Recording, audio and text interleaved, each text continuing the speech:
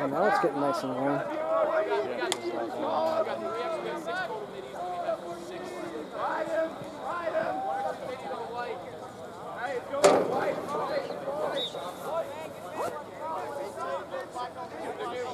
That's mostly this half of the country.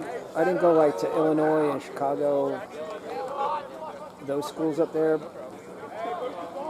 But those are all very high academic schools that have lacrosse. D2, D3.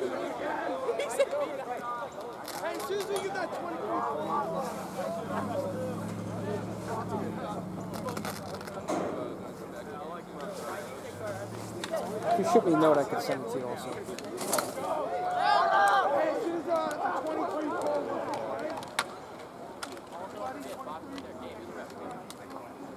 It'd be nice if you could play, if you could find a good school, good academics.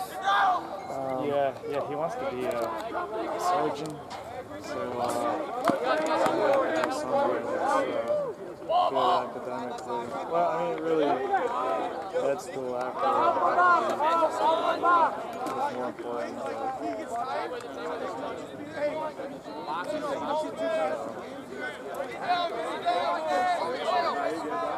Right hand.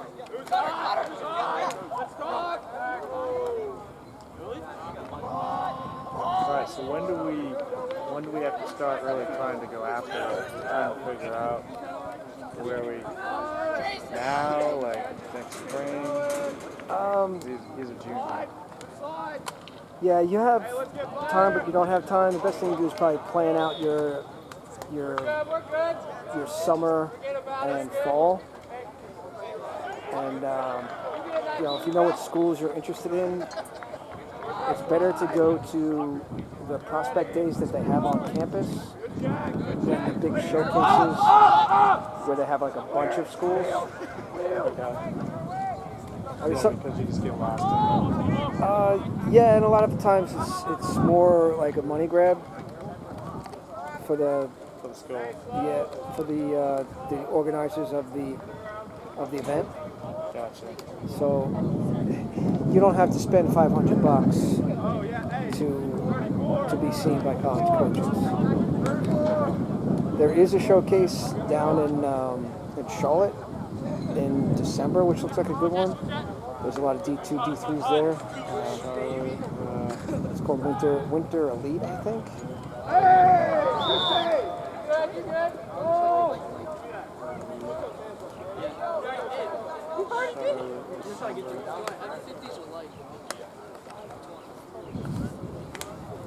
I mean, you could shoot me a note and I'll email all this stuff. Yeah, could you? Yeah, just remind me because I forget everything.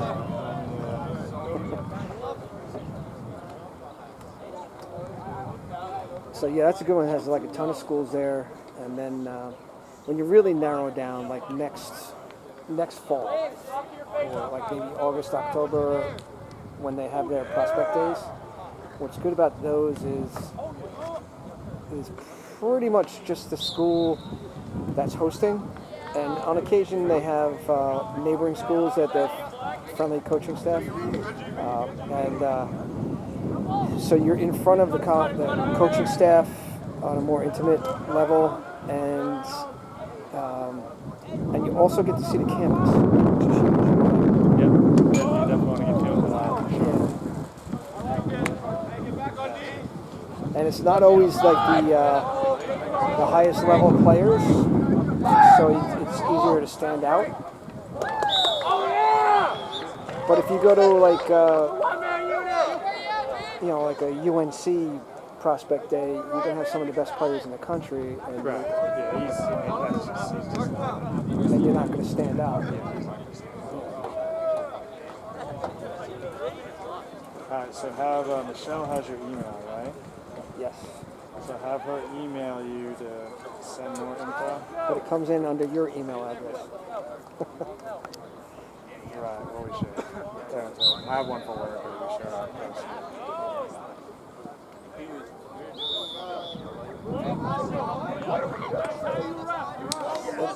And you want to get a you want to get a good highlight film. Like a highlight film. Yeah. I don't know. Are you in? You are any sales? You in sales? I'm the area manager for Airstream in my area, in the Wilmington area. So when it's a lot of it is similar to sales. Get your name out there, following up, making the phone calls, Gotcha. and Presentation. every college coach is a little bit different. Same way, like every customer is different. Some are organized and communicate well, and some you have to keep bugging them. Some, if you bug them too much, they'll just like put you on the block list. So Yeah, you're annoying. Yep. yeah, there's a lot of patience. You gotta have thick skin. Your top schools might not want you. Might not be interested. Yeah, that's not a problem. We're realistic. We're not. I think we have a good handle on what we're good at. Well, what I meant by that was like let's say you pick like a half a dozen schools that you think are a good fit, and they wind up not being a good fit because they're not looking for middies that year, or they already maxed out how many middies. So you can't let it break your heart, and you just move down to the next one on the list.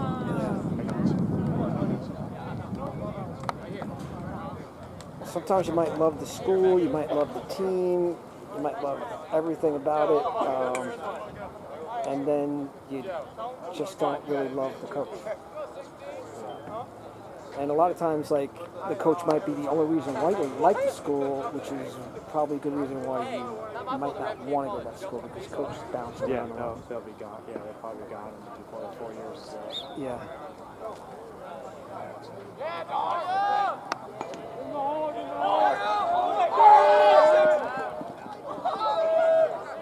You want to get highlight film, which is kind of like your line card or your business card. It opens the door or opens a conversation. Like a coach won't like totally make an offer to a player based on highlight film only. But if the film is good and they see what they want to see, then it's an opportunity to give them a call, or they'll call you. And they want to see a player live before they offer any scholarship or anything. Right. So they're gonna come to a game. They're not gonna just go off a highlight film. Yes, and when you send out emails, you let the coaches know what events you're going to be going to. If you have a good line of communication, you will, ask the coaches where they're going. And it's good. It's good to know, like for myself, to know where certain college coaches are going. Like if one player is interested in the school and that school is going to be at a particular event, there'll be more players interested in that school, and I'll reach out to that coach and say I have a few players that are going to that event, or we might just bring a whole team to that event. I mean, we're not going to like turn our program upside down just for one coach or one event. Yeah, gotcha. How do you? What's the best way to make a highlight film? With your iPhone or? The tournaments. Most of the tournaments will have a professional film crew, and they'll make it available for a fee, and they'll also create a highlight film. It could get a little bit pricey, and if a player doesn't have a lot of touches in that particular tournament, you might not get a lot of film. So you might wind up needing to do several of those highlight films from. Gotcha. You can also, get a $200 camera like this and just hone in on Cooper wherever he goes. Try to get like a half a dozen Yeah, of so each. it's not just too narrowed in. You got to see what's going around. You want to see his off-ball skills. You want to see his teamwork. And like when they're filming games, they're filming like the whole thing. So if you're filming just Cooper, you could zoom in a little bit more. And So if you had one of them do a highlight film just for him, would they be focused on him? Or Go on the 10. Stop walking this way. Walk back on the 10. Or are they just edit clips of him? well, what they'll do is they'll have the film for the whole game, and then someone's interested in the highlight film, then they'll hone in on those clips and make a highlight film for that player. And if you had your own film, I'm not sure what's the best software. Huddle has, it's like a source of film source for like all the high schools and colleges, and you can pull clips from Huddle, HUDL.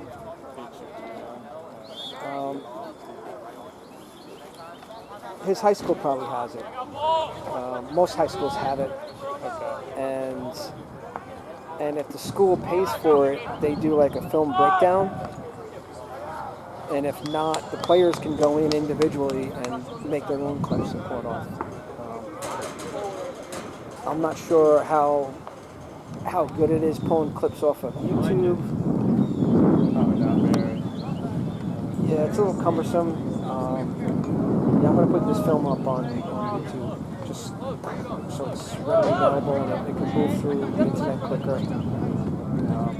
But it's not the ideal. But supposedly, I'm not real savvy with making the highlight films, and supposedly you can pull clips off of YouTube. I just don't know how. What's good about like Huddle, from a coaching perspective, it has like it fast forwards, it slow mos, it goes fast forward like 3 seconds, 5 seconds. So it's more manageable for sports. Gotcha.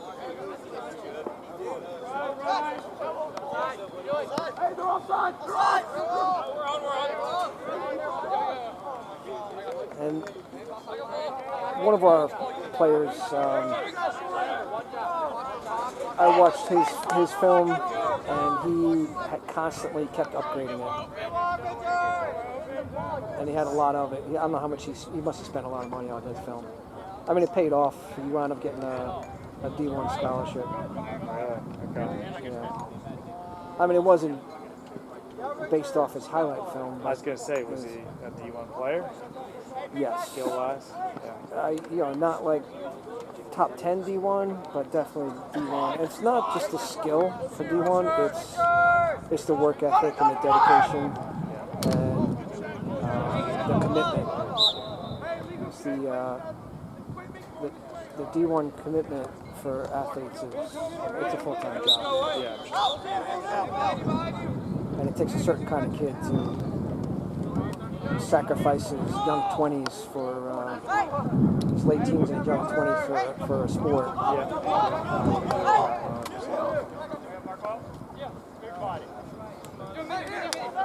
So if I wanted to pay to have them do it, what would you recommend? Get a camera and do it myself, or pay to have it done? I could do either. I would probably do both. Do both. Well, Cooper's going to be playing midi, so he'll be like running up and down both sides of the field. But I was going to say, if he was like a goalie, you could just park your That would be easy, yeah. Yeah. it couldn't be that easy. or attack or defense. You can kind of stay on just that half of the field. Yeah, he's going to be all over the place.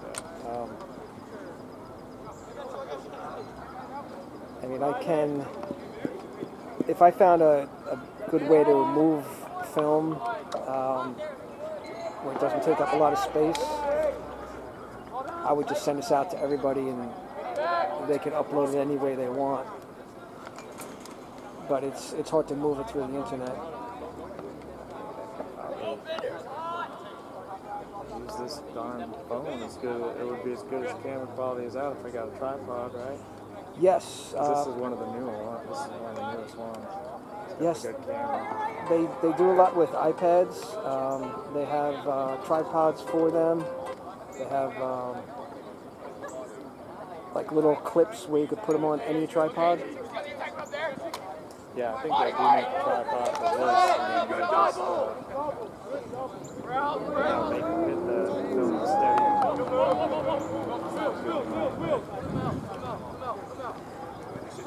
Move it forward.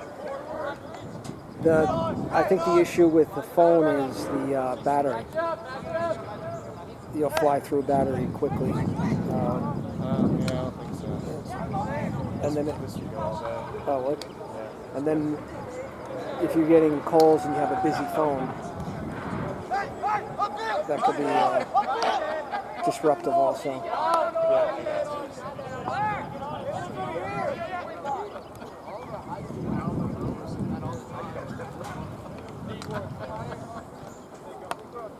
And you're probably going to do a better job than me, because I'm doing a horrible job today. And you got to be careful what you say, because sometimes the audio goes out to the world. I know. Is it recording our whole conversation? Probably.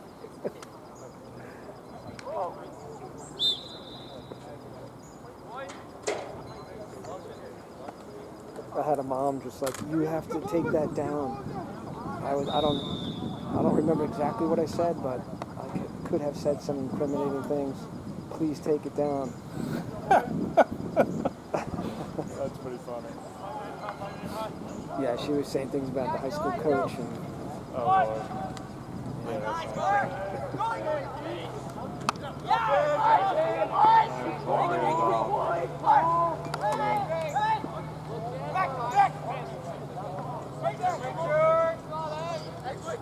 Hey, I need one.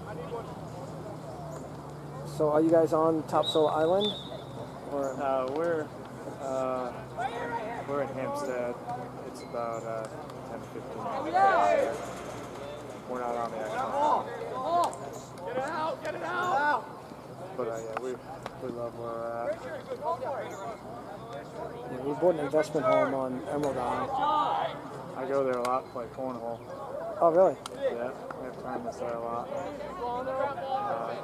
Like on It's a great place. Like on the beach or? No, normally we have a lot at that Islander Hotel. It's over there. Usually they're indoors. And sometimes we have them at bars or whatever.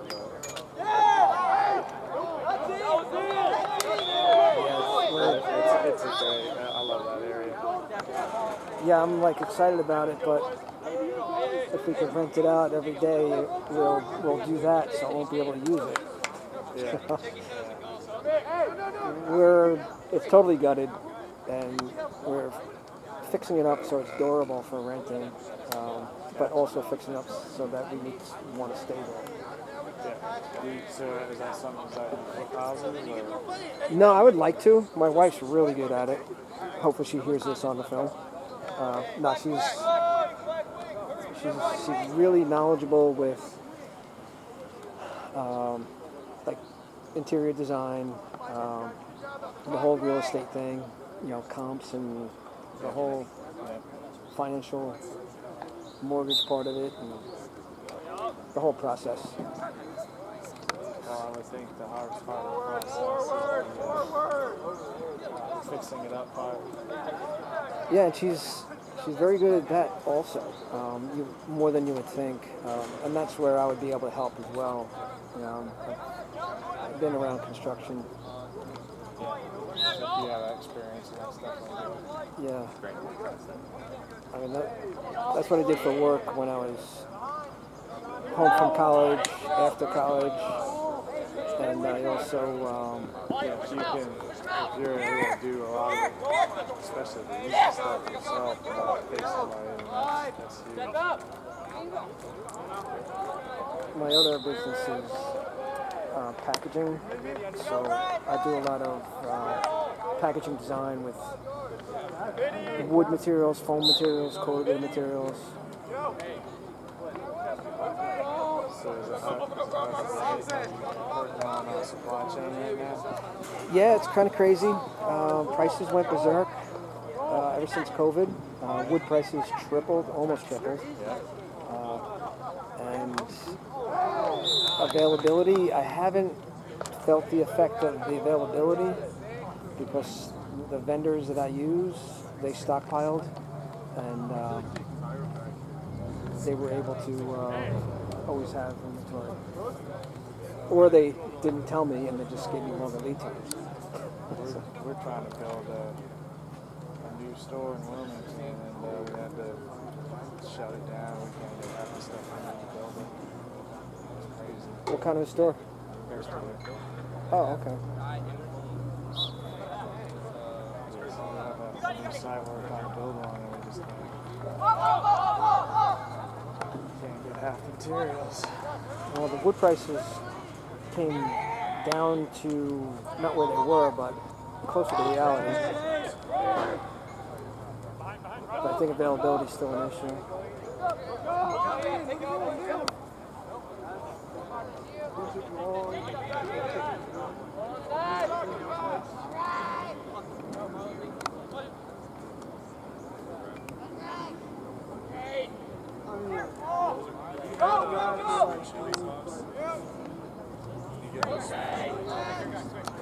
What is the rest of this after? Is there a tour or something? Yeah, After after the games, I guess they're going to do some lunch and then do a tour.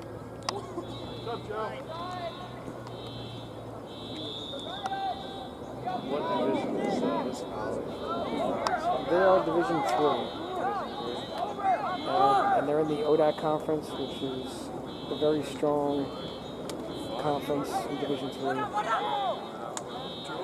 Usually the top two or three teams in ODAC go to at least the top 32, top 16.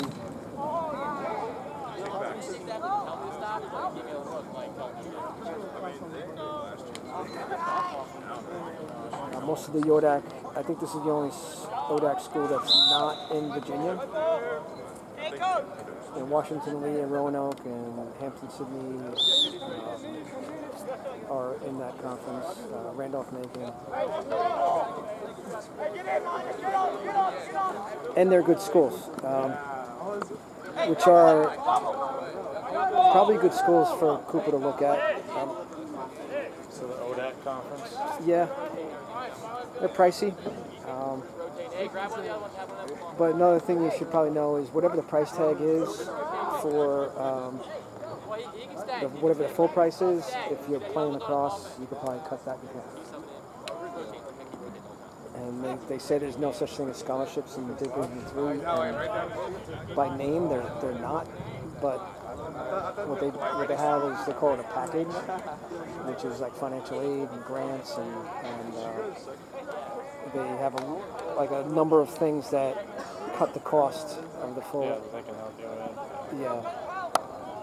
How do you spell ODAC? O-D? Old Dominion Athletic Conference.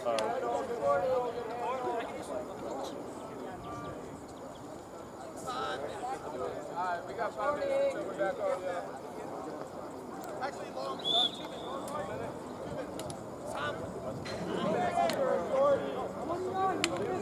2 minutes. Y'all can go and pass some if y'all need to.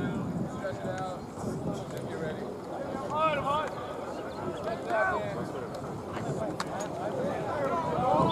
On the lacrosse side of coaching and recruiting,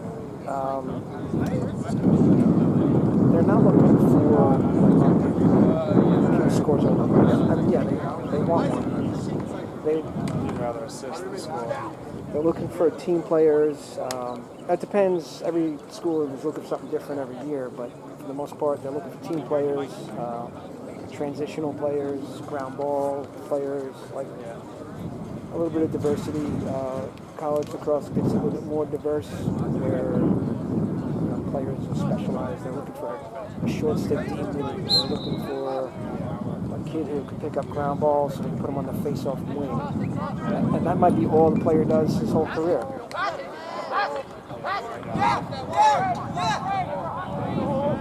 So it's something good to know when you're creating the highlight film, where you want to have the ground balls, you want to have the assists, you want to have the goals, you want to have the dodges, a little bit of everything.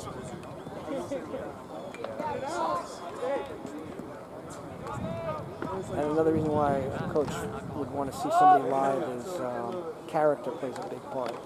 Well, the better lacrosse programs have an excellent culture, and quality character plays a big part. He's gonna excel in all that. Always let even feel. Not gonna be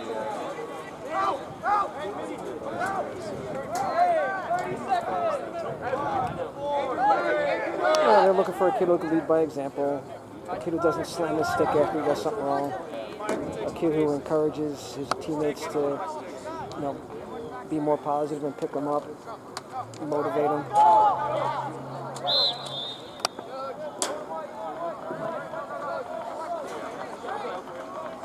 There's been